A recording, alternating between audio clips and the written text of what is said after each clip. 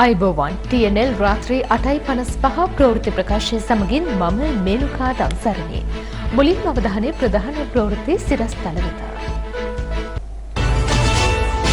ආර්ථික අර්බුදයෙන් ගොඩේමට කලාපීය සහ ජාත්‍යන්තර සහයෝගය අත්‍යවශ්‍ය බව ජනපති බිම්ස්ටෙක් රාජ්‍ය නායක සමුළුවේදී කියයි. ශ්‍රී ලංකාව බංග්ලාදේශයෙන් ඇමරිකානු ඩොලර් මිලියන 250ක් ඉල්ලයි. හෙට දිවයින පුරා පැය 13ක විදුලි කපාදුවක්. අත්‍යවශ්‍ය සේවා සඳහා IOCN ඩීසල් මෙට්‍රික් ටොන් 6000ක් මිලදී ගනී. කොළඹ ජාතික රෝහලේ දෛනික පරීක්ෂණ සීමා කෙරේ. අඛණ්ඩ ඖෂධ සැපයීමක් සඳහා ශ්‍රී ලංකාව ලෝක බැංකු සහාය පතයි. ජනාධිපතිවරයා අද බිම්ස්ටෙක් රාජ්‍ය නායක සමුළුව ඇමතුවා. මහජන බැංකුවේ පීපල්ස් රෙමිටන්ස් වාසි කෝටියයි එවන්නයි දිනන්නයි. ආර්ථික අර්බුදයෙන් ගොඩේම සඳහා ඉදිරි වසර කිහිපයේදී අන්තර්ජාතික සහ අන්තර්කලාපීය සහයෝගීතාවය අත්‍යවශ්‍ය බව ජනාධිපති ගෝඨාභය රාජපක්ෂ මහතා අද ප්‍රකාශ කළා. ඒ බිම්ස්ටෙක් රාජ්‍ය නායක සමුළුව අමතමින් ශ්‍රී ලංකාවේ ජනතාවගේ අද්විතීය ධෛර්යය සහ කලාපීය සහ අන්තර්ජාතික රටවල සහයෝගයෙන් මෙයාසේරු කාලය පසු කිරීමට ශ්‍රී ලංකාවට හැකිවනු ඇති බවද ජනාධිපතිවරයා එහිදී සඳහන් කළා. බහුආංශික තාක්ෂණික සහ ආර්ථික සහයෝගීතාවය සඳහා වන බෙන්ගාල බොක්ක ආශ්‍රිත රටවල සංවිධානයේ හෙවත් බිම්ස්ටෙක් සංවිධානයේ පස්වන රාජ්‍ය නායක සමුළුව අද පෙරපරුවේ ආරම්භ වුණා. එහිදී ජනාධිපති ගෝඨාභය රාජපක්ෂ මහතා සමුළුව ඇමතු අතර ඉන්දියා අග්‍රාමාත්‍ය නරේන්ද්‍ර මෝදි ඇතුළු බිම්ස්ටෙක් සමාජික රටවල රාජ්‍ය නායකයින් වීඩියෝ තාක්ෂණය ඔස්සේ සමුළුව ඇමතුවා. සමුළුව අමතමින් ජනාධිපති ගෝඨාභය රාජපක්ෂ මහතා සඳහන් කළේ කොවිඩ් වසංගතයෙන් ලොව සෑම රටකටම දැඩි බලපෑම් එල්ල වූ අතර ඉන් වැඩිම බලපෑමක් එල්ල වුණේ සංවර්ධනය වෙමින් පවතින රටවලට පවයි. ඒ අනුව මේ අර්බුදයෙන් ගොඩේමට නම් ඉදිරි වසර කිහිපයේදී අන්තර්ජාතික සහ අන්තර්කලාපීය සහයෝගය අත්‍යවශ්‍ය බව ජනාධිපතිවරයා සඳහන් කළා. කොවිඩ් පාලන සීමා හමුවේ ශ්‍රී ලංකාවේ සංචාරක ක්ෂේත්‍රයේ බිඳවැටීම, විදේශගත ශ්‍රමිකයින්ගේ ප්‍රේෂණ නොලැබීම සහ ඉහළ යන ගෝලීය උද්ධමනය මෙන්ම කලක පටන් ලබාගෙන තිබූ ණයබර ශ්‍රී ලංකාව තුළ පවතින වත්මන් ආර්ථික අභියෝගයට හේතු වූ බවයි ජනාධිපති ගෝඨාභය රාජපක්ෂ මහතා සමුළුව අමතමින් වැඩිදුරටත් සඳහන් කළේ. ශ්‍රී ලංකාවේ ජනතාවගේ අද්විතීය ධෛර්යය සහ කලාපීය සහ අන්තර්ජාතික රටවල සහයෝගයෙන් මෙයාසේරු කාලය පසු කිරීමට ශ්‍රී ලංකාවට හැකිවනු ඇති බවත් ආර්ථිකය වේගයෙන් ප්‍රකෘති තත්වයට ගෙනීමට හැකිවනු ඇති බවත් ජනාධිපතිවරයා ප්‍රකාශ කළා. එමෙන්ම බෙන්ගාල බොක්ක ආශ්‍රිත රටවල් අයත් කලාපය ත්‍රස්තවාදය, අන්තවාදය සහ මත්ද්‍රව්‍ය ජාවාරම් වලින් ආරක්ෂා කරගත යුතු බව සඳහන් කළ ජනාධිපතිවරයා මෙම කලාපයට ලොව ආර්ථික වර්ධනයේ යාන්ත්‍රණය හිමි බැවින් නිසි සංවර්ධනය කරා ගෙන යාම සියලු දෙනාගේ අපේක්ෂාව බවද සඳහන් කළා. ශ්‍රී ලංකාවේ සත්කාරකත්වයෙන් පැවැත්වෙන මෙම බිම්ස්ටෙක් රාජ්‍ය නායක සමුළුවේ අවසන් දිනය අදයි. සමුළුව අතරතුර බිම්ස්ටෙක් සංවිධානයේ ප්‍රගතිය පිළිබඳව කලාපීය කණ්ඩායමක් ලෙස සාකච්ඡා සිදු වූ අතර බිම්ස්ටෙක් ප්‍රඥප්තිය සම්මත කර ගැනීම සහ නීතිමය ගිවිසුම් කිහිපයකට අත්සන් තැබීමද සිදු වුණා. මහජන බැංකුවේ පීපල්ස් රෙමිටන්ස් වාසි කෝටියයි එවන්නයි දිනන්නයි.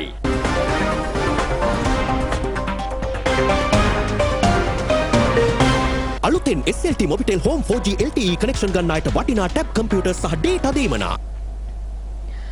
මෙරට මුදල් අමාත්‍යවරයා විසින් බංග්ලාදේශයෙන් ඇමරිකානු ඩොලර් මිලියන 250ක අතිරේක මූල්‍ය හෝමාරු පහසුකමක් ඉල්ලා ඇතැයි එරට විදේශ අමාත්‍ය ආචාර්ය අබ්දුල්ලා මොමන් පවසනවා. මෙරට මුදල් අමාත්‍යවරයා විසින් බංග්ලාදේශයෙන් ඇමරිකානු ඩොලර් මිලියන 250ක අතිරේක මූල්‍ය හෝමාරු පහසුකමක් ඉල්ලා ඇති බව එරට විදේශ අමාත්‍ය ආචාර්ය අබ්දුල් මොමන් පවසනවා. බංග්ලාදේශ විදේශ අමාත්‍යවරයා වැඩිදුරටත් කියා සිටියේ මුදල් අමාත්‍යවරයා කළ ඉල්ලීමට සිය රජය ධනාත්මක ප්‍රතිචාරයක් දැක්වූ බවයි. ශ්‍රී ලංකාව මීට පෙරත් බංග්ලාදේශයෙන් ඇමරිකානු ඩොලර් මිලියන 250ක මූල්‍ය හෝමාරු පහසුකමක් ලබාගත් අතර එය ආපසු ගෙවීමේ කාලයද දීර්ඝ කෙරුණා. මේ අතර බිම්ස්ටෙක් සමුළුවට එක් වූ බංග්ලාදේශ, භූතාන සහ නේපාල විදේශ අමාත්‍යවරුන් අද දහවල් ජනාධිපති මන්දිරයේදී ජනාධිපති ගෝඨාභය රාජපක්ෂ මහතා හමු වුණා. එහිදී බංග්ලාදේශය ලංකා කරගෙන ඇති ආර්ථික ප්‍රගතිය පිළිබඳ ජනාධිපතිවරයා එරට විදේශ අමාත්‍යවරයා වෙත සිය සතුට පළ කළා. මේ අතර මෙරට නිල සංචාරයක නිරත ඉන්දිය විදේශ අමාත්‍ය එස් ජයශංකර් මහතා හිටපු අග්‍රාමාත්‍ය රනිල් වික්‍රමසිංහ මහතා ඇතුළු දේශපාලන පක්ෂ කිහිපයක නායකයින් හමු වී සාකච්ඡා කර තිබෙනවා. ඊයේ දිනේ එම සාකච්ඡා සිදු ඇති බව සිය ට්විටර් ගිණුමේ සටහනක් තබමින් එස් ජයශංකර් සඳහන් කළා. එහිදී ඉන්දිය විදේශ අමාත්‍යවරයා ඉන්දියාවෙන් මෙරටට ලබා දෙන ආර්ථික සහාය පිළිබඳව මෙරට දේශපාලන නියෝජිතින් දැනුවත් කර තිබෙනවා. කොළඹ කොටස් වෙළඳපොළ ගනුදෙනු අද පෙරවරුවේත් මිනිත්තු 30ක කාලයකට අත්හිටවනු ලැබුවා. ඒ ප්‍රධාන පෙළේ සමාගම් නියෝජනය කරන SNP ශ්‍රී ලංකා 20 දර්ශකයේ 5% ඉක්ම වූ අගයකින් පහත වැටීමත් සමගයි. පෙර දිනට සාපේක්ෂව අද පෙරවරුවේ එම දර්ශකයේ 5.53කින් පහත වැටුණු අතර සීළු කොටස් මිල දර්ශකයේද ඒකක 358කින් එම අවස්ථාව වන විට පහත වැටී තිබුණා. ඉන් අනතුරුව කොටස් වෙළඳපොළ කටයුතු යලි ආරම්භ කෙරුණද දිනේ අවසානයේ සීළු කොටස් මිල දර්ශකය පහත වැටීමක් පෙන්눔 කරමින් ඒකක 9294.89ක් ලෙසින් සහ SNP ශ්‍රී ලංකා 20 දර්ශකයේද පහත වැටීමක් පෙන්눔 කරමින් ඒකක 3196.19ක් ලෙසින් සටහන් වුණා. දිනේ මුළු පිරිවැටුම රුපියල් බිලියන 3.2ක්. මේ අතර මහ බැංකුවේ දෛනික විනිමය අනුපාතිකයන්ට අනුව ඇමරිකානු ඩොලරයක විකුණුම් මිල අද රුපියල් 298.99ක් ලෙස සටහන් වුණා. එහි ගැනුම් මිල සටහන් වුණේ රුපියල් 288.74ක් ලෙසයි. මේ අතර මෙරට රන් වෙළඳපොලේ රන් මිල දැවැන්ත ලෙස ඉහළ ගොස් තිබෙනවා. මේ වන විට කොළඹ හෙට්ටිවීදියේ රන් වෙළඳපොලේ දැඩි රන් හිඟයක් පවතින බවයි වාර්තා වන්නේ. අද දිනේදී කොළඹ හෙට්ටිවීදියේ රන් වෙළඳපොලෙහි කැරට් 24ක රන් පවුමක මිල රුපියල් 2 ලක්ෂයක් සහ කැරට් 22ක රන් පවුමක මිල රුපියල් 1,85,000ක් දක්වා ඉහළ ගොස් ඇති බව වෙළඳපොළ ආරංචි මාර්ග පැවසුවා. ගෑස් හිඟයද තවමත් විසඳී නොමැති පසුබිමක ගෑස් මිල යලි වැඩි කිරීමට කැබිනට් මණ්ඩලයෙන් අවසර ඉල්ලා ඇතැයි ලිට්‍රෝ සමාගම පවසනවා. ගෑස් මෙට්‍රික් टन 3700ක් රටත් නෞකාවක් ඊයේ රාත්‍රියේ දිවෙනට ළඟා වූ අතර එහි ගෑස් ගොඩබෑම අද සිදුවන බව සඳහන්. ඊයේ දිනේ ගෑස් සිලින්ඩර 1,10,000ක් වෙළඳපොළට නිකුත් කළ බවයි එම සමාගම පැවසුවේ. මේ අතර ලබන පළමු වනදා සිට නැවතත් පාර්ලිමේන්තු භෝජනාගාරය මැති ඇමතිවරුන්ගේ පවුල්වල සමාජිකයන්ට විරුද්ධ කිරීමට සූදානම් වන බව වාර්තා වනවා. පසුගිය සතියේ පැවති පක්ෂ නායක රැස්වීමේදී ආණ්ඩුවේ පක්ෂ නායකින් විසින් පාර්ලිමේන්තුවට අලුතින් තේරීපත් වූ පාර්ලිමේන්තු මන්ත්‍රීවරුන්ගේ පවුලේ සමාජිකයින් පාර්ලිමේන්තු පරිශ්‍රය නැරඹීම සඳහා රැගෙනීමට අවසර ලබා දෙන ලෙස ඉල්ලා තිබෙනවා. එහිදී එම යෝජනාවට පක්ෂ නායක රැස්වීමේදී අනුමැතිය හිමි වී ඇති අතර ඒ අනුව පාර්ලිමේන්තු මන්ත්‍රීවරුන්ගේ සමීපතම පවුලේ සමාජිකයින් පාර්ලිමේන්තුව වෙත රැගෙනීමේ අවස්ථාව හිමි වනු ඇත. ඊට අමතරව මෙලෙස පැමිණෙන පාර්ලිමේන්තු මැති ඇමතිවරුන්ගේ සමීපතමයින් සඳහා පාර්ලිමේන්තු භෝජනාගාරයත් ලබන පළමු වනදා සිට විවෘත කර තබන ලෙසයි උපදෙස් ලබා දී ඇත්තේ. අලුතෙන් SLT Mobitel Home 4G LTE connection ගන්න අයට වටිනා ටැබ් කම්පියුටර් සහ ඩේටා දීමනා. හෙට දිනේදී දිවයින පුරා පැය 13ක විදුලි කපාදුවක් සිදු කිරීමට මහජන උපයෝගිතා කොමිෂන් සභාව ලංකා විදුලි බල මණ්ඩලයට අවසර ලබා දී තිබෙනවා. ඒ අනුව A, B, C, D, E සහ F කලාප සඳහා අලුයම 3 සිට උදෑසන 6 දක්වා පැය 3ක්ද, දහවල් 12 සිට සවස 4 දක්වා පැය 4ක්ද, සවස 6 සිට රාත්‍රී 12 දක්වා පැය 6ක්ද විදුලිය කපාදු කෙරෙනවා. G, H, I, J, K, L කලාප සඳහා මධ්‍යම රාත්‍රී 12 සිට අලුයම 3 දක්වා පැය 3ක්, උදෑසන 8 සිට දහවල් 12 දක්වා පැය 4ක් සහ සවස 4 සිට රාත්‍රී 10 දක්වා පැය 6ක් ලෙස විදුලිය කපාදු කෙරෙනු ඇත.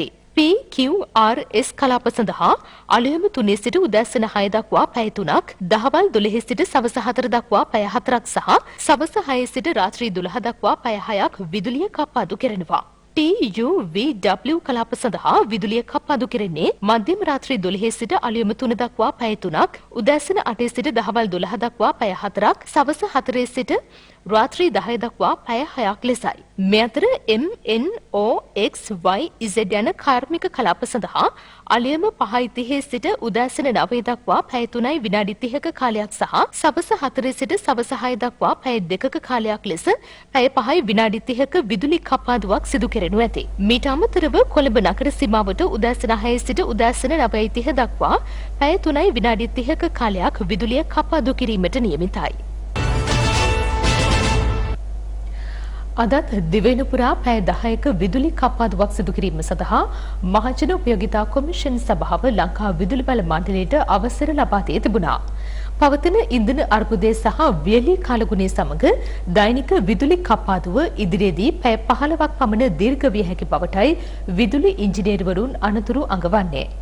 මේ අතර ඉන්දීය ප්‍රතිපාදන යටතේ හෙට දිනේදී මෙරටට ඩීසල් රගත් නෞකාව පැමිණෙන තෙක් IOC සමාගමෙන් ඩීසල් මෙට්‍රික් ටන් 6000ක් මිලදී ගැනීමට රජය තීරණය කර තිබෙනවා. ජල විදුලි උත්පාදනය සීමා සහිත වීම මෙන්ම බලාකාර සඳහා ඉන්ධන නොමැතිවීම හේතුවෙන් දෛනික විදුලි කප්පාදු සිදු කරන කාලය තවදුරටත් දීර්ඝ කරමින් දිවයිනම ආවරණය වන පරිදි අද දින පැය 10ක විදුලි කප්පාදුවක් සඳහා ලංකා විදුලි බල මණ්ඩලය කළ ඉල්ලීමකට මහජන උපයෝගිතා කොමිෂන් සභාව ඊයේ අවසර ලබා දුන්නා. ඒ අනුව අද උදෑසන 8ත් රාත්‍රී 12ත් අතර කාල සීමාවේදී කලාප 26ක් යටතේ විදුලි කප්පාදුව සිදු කරන බවයි ලංකා විදුලි බල මණ්ඩලය නිවේදනය කළේ. A, B, C, D, E සහ F කලාප සඳහා පසුරු 2 සිට රාත්‍රී 12 දක්වා කාලය තුල පැය 10ක් විදුලි කප්පාදුව සිදු කිරීමට නියමිතයි. G, H, I, J, K සහ L යන කලාප සඳහා උදෑසන 8 සිට පසුරු 2 දක්වා පැය 6ක කාලයක් විදුලිය විසන්ධු කෙරුණු අතර යලිත් එම කලාප සඳහා පසුරු 6 සිට රාත්‍රී 10 දක්වා පැය 4ක කාලයක් විදුලිය කප්පාදු කෙරෙනවා. P, Q, R සහ S කලාප සඳහා විදුලි කප්පාදුව පසුරු 2 සිට රාත්‍රී 12 දක්වා පැය 10ක්ද T, U, V සහ W යන කලාප සඳහා පෙරවරු 8 සිට පසුරු 2 දක්වා පැය 6ක කාලයක්ද විදුලිය කප්පාදු කිරීමටයි අවසර ලබා දී ඇත්තේ. පසුරු 6 සිට රාත්‍රී 10 දක්වා පැය 4ක කාලයක් දෙවන අධීර යටතේ එම කලාපවලට විදුලිය කප්පාදු කෙරෙනු ඇති. මීට අමතරව M, N, O, X, Y සහ Z යන කලාප සඳහා පෙරවරු 8 සිට පසුරු 6 දක්වා පැය 10ක කාලයක් විදුලිය කප්පාදු කෙරුණා. මෙවන් පසුබිමක අද සහ හෙට රාජ්‍ය සේවකින්ට නිවසේ සිට වැඩ කිරීම සඳහා කටයුතු සලස්වන්නේ මහජන උපයෝගිතා කොමිසම ඊයේ යෝජනා කළා. එසේම නැවත වැසි ලැබෙන තෙක් අඛණ්ඩව විදුලිය ලබා දීමට නොහැකි වනු ඇති බවයි එම කොමිසම සඳහන් කළේ. කෙසේ වෙතත් අත්‍යවශ්‍ය සේවා සඳහා විදුලිය කප්පාදුවක් සිදු නොකරන බව මහජන උපයෝගිතා කොමිෂන් සභාව සඳහන් කළා. මේ අතර එලෙස විදුලිය කප්පාදු සිදු නොකරන ප්‍රදේශවලට ජනාධිපති නිල නිවස, පාර්ලිමේන්තුව සහ මාදිවල මන්ත්‍රී නිවාසද ඇතුළත් කර තිබෙනවා. මේ අතර අද සහ හෙට ඩීසල් ලබා ගැනීම සඳහා සිපෙට්කෝ ඉන්ධන පිරවුම්හල් අසල පෝලිම්වල රැඳී නොසිටින ලෙස khනිජ තෙල් නීතිගත සංස්ථාව ඊයේ ජනතාවට දැනුම් දුන්නා. ඒ ඊයේ පසුරුවේ ගොඩබෑමට නියමිතව තිබූ ඩීසල් මෙට්‍රික් ටොන් 37500ක් සහිත නෞකාවේ තොග ගොඩබෑමට නොහැකි වීම හේතුවෙන් එසේ වුවත් අත්‍යවශ්‍ය සේවා සඳහා ඩීසල් සැපයීම අඛණ්ඩව සිදු කරන බවයි එම සංස්ථාව සඳහන් කළේ. එම දැනුම් දීමත් සමග අද උදෑසන සිටම IOC ඉන්ධන පිරවුම්හල් අසල ඩීසල් ලබා ගැනීම සඳහා දිගු පෝලිම් පැවති බවයි දිවයිනේ ප්‍රදේශ රැසකින් වාර්තා වුණේ.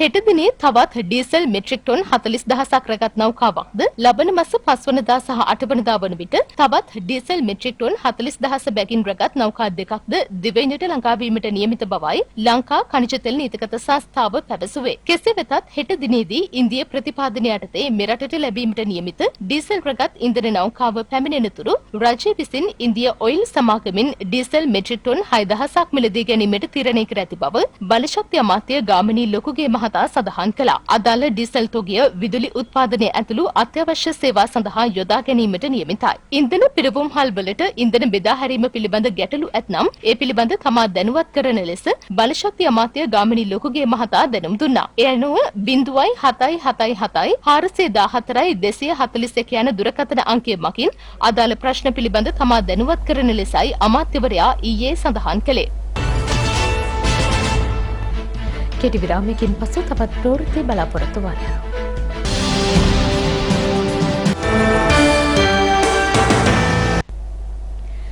රටේ පවතින විදේශ විනිමය අර්බුදය හමුවේ ශ්‍රී ලංකාවට අවශ්‍ය ඖෂධ අඛණ්ඩව ලබා ගැනීම සඳහා සහාය වන්නයි රාජ්‍ය අමාත්‍ය මහාචාර්ය චන්න ජයසමන මහතා ලෝක බැංකුවෙන් ඉල්ලීමක් කර තිබෙනවා. මේ අතර කොළඹ ජාතික රෝහලේ රසායනාගාර තුළ දෛනිකව සිදු කරන සාමාන්‍ය පරීක්ෂණ සීමා කරන ලෙස රෝහලේ සියලු අංශ ප්‍රධානීන් වෙත දැනුම් දී ඇතැයි අද වාර්තා වුණා. අද දින කොළඹ ජාතික රෝහලේ රසායනාගාර තුළ දෛනිකව සිදු කරන සාමාන්‍ය පරීක්ෂණ සීමා කරන ලෙස කොළඹ ජාතික රෝහලේ අධ්‍යක්ෂකා වෛද්‍ය සමින්දි සමරකුන් මහත්මිය රෝහලේ සියලුම අංශ ප්‍රධානීන් වෙත දැනුම් දී ඇතැයි වාර්තා වුණා. මෙලෙස දැනුම් දෙමින් යොමු කළ ලිපිය මගින් පෙන්වා දී තිබුණේ මේ දිනවල පවතින ආර්ථික අර්බුදයේ හේතුවෙන් පරීක්ෂණාගාරවල පරීක්ෂණ කටල හිඟවීම මෙලෙස අත්‍යවශ්‍ය පරීක්ෂණ හැර අනෙකුත් සාමාන්‍ය දෛනික පරීක්ෂණ සීමා කිරීමට හේතු වී ඇති බවයි. මේ අතර නිර්වින්දන අවස්ථාවලදී යොදා ගන්නා ඖෂධයක් හිඟවීම හේතුවෙන් අත්‍යවශ්‍ය නොවන ශල්‍ය කර්ම අත්හිටුවන ලෙස කරාපිටිය ශික්ෂණ රෝහලේ අධ්‍යක්ෂවරයා ඊයේ ලිපියක් යොමු කර තිබුණා. කෙසේ වෙතත් හිඟව තිබූ ඖෂධ තොග මෙවන විට එම රෝහලට ලැබී ඇති බව සඳහන්. ඒ අනුව මෙවන විට කරාපිටිය ශික්ෂණ රෝහලේ ශල්‍ය කර්ම සහ වෙනත් ප්‍රතිකාර කටයුතු සාමාන්‍ය පරිදි සිදුවන බවයි වාර්තා වන්නේ. මේ අතර අත්‍යවශ්‍ය ඖෂධ සහ වෛද්‍ය උපකරණ නොමැතිවීමෙන් පෙරාදිනේ ශික්ෂණ රෝහලේද සැත්කම් නවතා දැමීමට රෝහල් පාලනාධිකාරිය ඊයේ තීරණය කර තිබුණා. කෙසේ වෙතත් සෞඛ්‍ය අමාත්‍යාංශය විසින් වහම ක්‍රියාත්මක වන පරිදි අවශ්‍ය ඖෂධ සහ වෛද්‍ය උපකරණ ලබා දීම සම්බන්ධයෙන් තහවුරු කරමින් ක්‍රියාමාර්ග ගැනීම හේතුවෙන් එම තීරණය ඊයේ පස්වරුවේ අත්හිටුවනු ලැබුවා. මෙවන් පසුබිමක රටේ පවතින විදේශ විනිමය අර්බුදයේ හමුවේ ශ්‍රී ලංකාවට අවශ්‍ය ඖෂධ අඛණ්ඩව ලබා ගැනීම සඳහා සහාය ලබා දෙන ලෙස රාජ්‍ය අමාත්‍ය මහාචාර්ය චන්න ජයසුමන මහතා ලෝක බැංකුවෙන් ඉල්ලීමක් කර තිබෙනවා. එහි දකුණු ආසියානු කලාපය පිළිබඳ අධ්‍යක්ෂ ලිනේ ෂර්බන් බෙන්ස් ඇතුළු විශේෂ නියෝජිත කණ්ඩායමක් අද හමු වූ අවස්ථාවේදී ඒ සම්බන්ධයෙන් ප්‍රමුඛතාවයෙන් කටයුතු කර ඖෂධ ලබා දීමට අවශ්‍ය කටයුතු කඩිනමින් යොදන බව ලෝක බැංකු නියෝජිතවරිය එහිදී ප්‍රකාශ කර තිබෙනවා. ශ්‍රී ලංකාව තුළ එනත් කරන වැඩපිළිවෙලේ සාර්ථකත්වයේ පිළිබඳ ලෝක බැංකුවේ දකුණු ආසියානු කලාපීය අධ්‍යක්ෂවරිය එහිදී විශේෂ ඇගයීමක්ද සිදු කර තිබෙනවා. දැන් පුවත් කිහිපයක් කෙටියෙන්.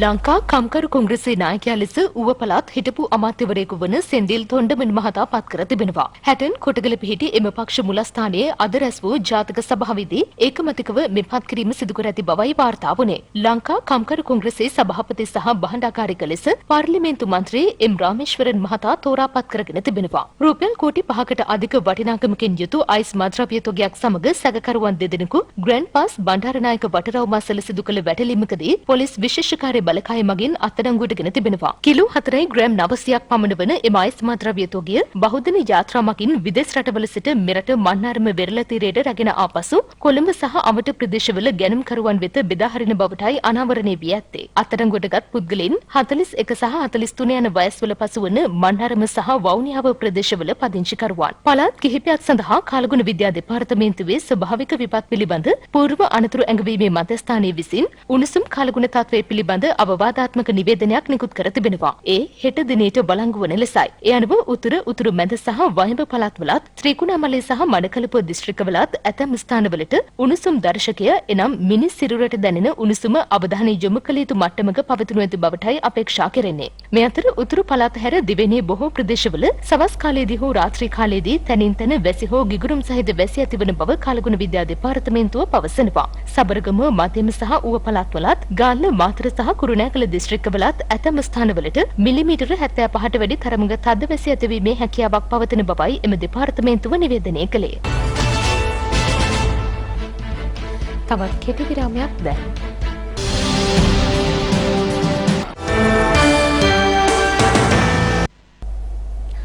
පොදු ස්ථානවලට ඇතුළු වීමේදී පූර්ණ එනත්කරණය අනිවාර්ය කරමින් නිකුත් කළ ගැසට් නිවේදනය බල රහිත කරන්න ඉල්ලා ගොනු කළ පෙත්සම ශ්‍රේෂ්ඨ අධිකරණය අද ප්‍රතික්ෂේප කළා. මේ අතර අද හඳුනාගත් නව ආසාදිතයින් 168 දෙනෙකු සමග මෙරට සමස්ත කොවිඩ් ආසාදිතයින් සංඛ්‍යාව 6,61,453 දක්වා ඉහළ ගොස් තිබෙනවා.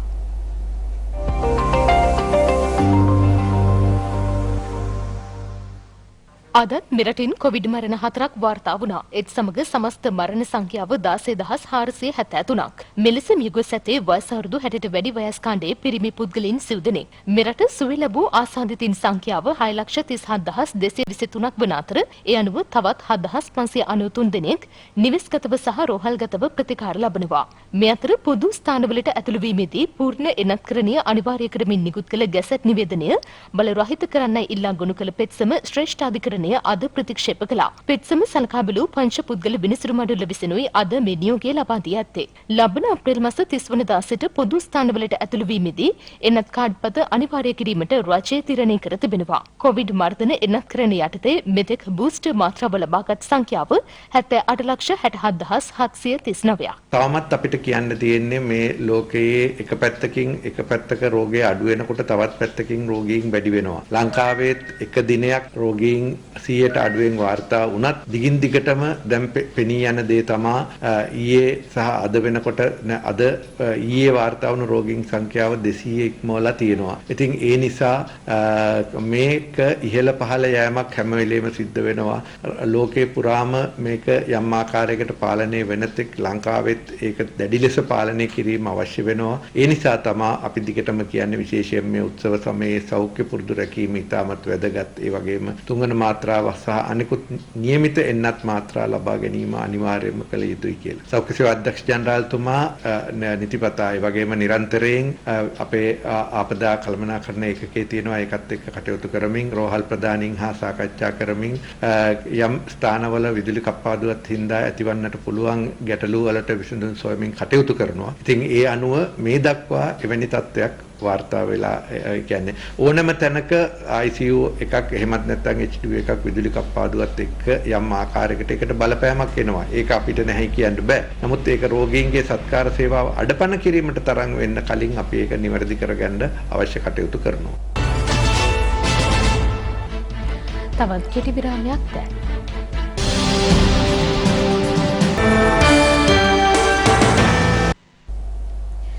දැන් ව්‍යාපාරික පුවත්.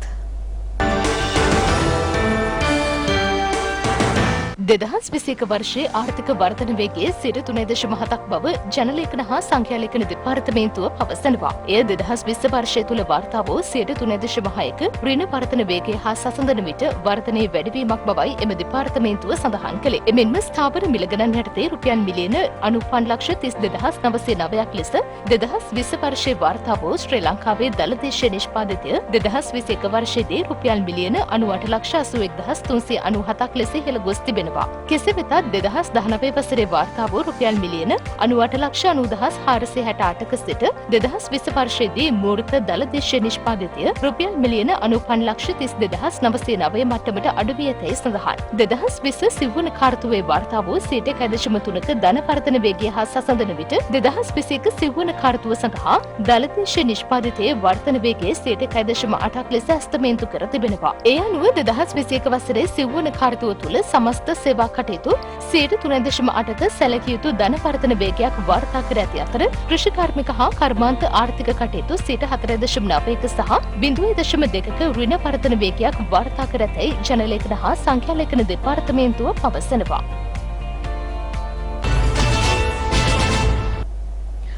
පාකිස්තාන අග්‍රාමාත්‍ය ඉම්රාන් ඛාන්ට එරෙහිව එරට විපක්ෂය විසින් ඉදිරිපත් කළ විශ්වාස භංගයේදී පාර්ලිමේන්තුවේ බහුතර බලය විපක්ෂය වෙත හිමිව තිබෙනවා.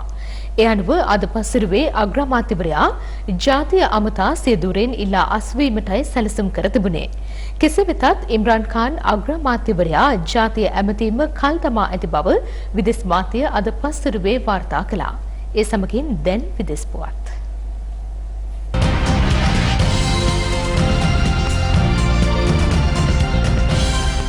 ඊශ්‍රායලයේ ටෙල් අවීව් නගරය ආසන්නයේදී සිදු කළ වෙඩිතැබීමකින් පුද්ගලයන් 5 දෙනෙකු ජීවිතක්ෂයට පත්ව තිබෙනවා. එය සතියක් ඇතුළත එරටදී සිදු වූ තුන්වන මාරාන්තික ප්‍රහාරයයි. රටේ වඩාත්ම ජනාකීර්ණ ඕර්තොඩොක්ස් යුදෙව් ප්‍රදේශයකදී වෙඩිතැබීම සිදු කර ඇති අතර තුවක්කුකරු පොලිස් වෙඩිපහරින් මිය ගොස් තිබෙනවා. පසුගිය අඟහරුවාදා සහ ඉරිදා ඊශ්‍රායල අරාබිවරුන් විසින් එල්ල කළ ප්‍රහාරවලින් පුද්ගලයන් 6 දෙනෙකු ජීවිතක්ෂයට පත් වුණා. අනතුරුව එවැනි ප්‍රහාර වැළැක්වීමට ඊශ්‍රායල ආරක්ෂක අංශ සීරුවෙන් තැබූ බවයි විදෙස් මාධ්‍ය වාර්තා කළේ.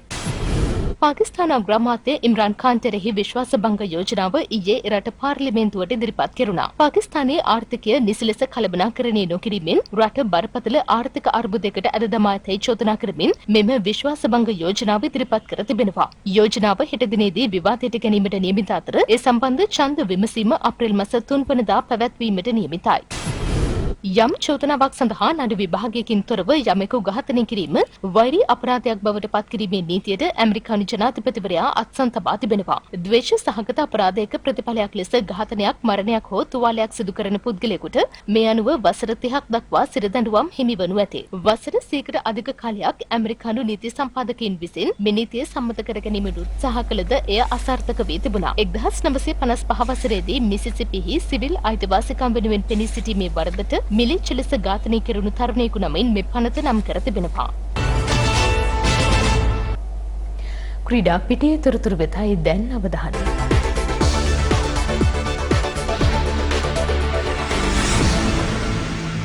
මෙවර IPL තරගාවලියේ ඊයේ රාත්‍රී පැවති තරගයෙන් විශිෂ්ට ජයක වාර්තා කිරීමට රාජස්ථාන් රොයල්ස් කණ්ඩායම සමත් වුණා. ඔවුන් හමුවේ ලකුණු 61කින් පරාජයට පත් වුණේ සන්රයිසර්ස් හයිදරාබාද් කණ්ඩායමයි. තරගයේ පළමුවෙන් පන්දුවට පහර දුන් රාජස්ථාන් රොයල්ස් කණ්ඩායම නියමිත පන්දු වාර 20 තුල කඩුළු 6ක් දැවී ලකුණු 210ක් රැස් කළා. නායක සංජු සැම්සන් ප්‍රහාරාත්මක පිතිහරඹයක නිරත වෙමින් පන්දු 27කින් ලකුණු 55ක් රැස් කළා. ඊට 6 පහර 5ක් සහ 4 පහර 3ක් ඇතුළත්. දෙව්දත් පඩිකල් ලකුණු 41ක්, ජස් බට්ලර් ලකුණු 35ක් සහ ශිම්රන් හෙට්මයර් ලකුණු 32ක් රැස් කළා. පන්දයවීමේදී උම්රාන් මලික් ලකුණු 39ට කඩුළු 2ක් සහ ටී නටරාජන් ලකුණු 43කට කඩුළු 2ක් විඳහෙළුවා. පිළිතුරු නිම ක්‍රීඩා කළ සන්රයිසර්ස් හයිදරාබාද් කණ්ඩායමට පන්දු වාර 20 අවසානයේ කඩුළු 7ක් දැවී ලබාගත හැකි වුණේ ලකුණු 149ක් පමණයි. ඔවුන්ගේ පළමු පිතිකරුවන් 6 දෙනා අතරින් ලකුණු 10 සීමාව පසු කළේ එඩන් මාක්‍රම් පමණයි. ඔහු නොදැවී ලකුණු 57ක් රැස් කළා. පන්දයවීමේදී යශ්වේන්ද්‍ර චහල් ලකුණු 22කට කඩුළු 3ක් විඳහෙළුවා. තරගයේ වීරයා රාජස්ථාන් රොයල්ස් කණ්ඩායමේ සංජු සැම්සන්. මේ අතර තරගාවලියේ තවත් තරගයක් අද රාත්‍රියේ පැවැත්වෙනවා. ඒ රොයල් චැලෙන්ජර්ස් බැංගලෝර් සහ කොල්කතා නයිට් රයිඩර්ස් කණ්ඩායම් අතරයි. ඒත් සමගින් අදට නියමිත TNL ප්‍රවෘත්ති ප්‍රකාශය නිමවට පත්වනවා. අපි යලිත් ඔබ හමුවන්නේ හෙට සවස 6:55ට. සුබ රාත්‍රියක්.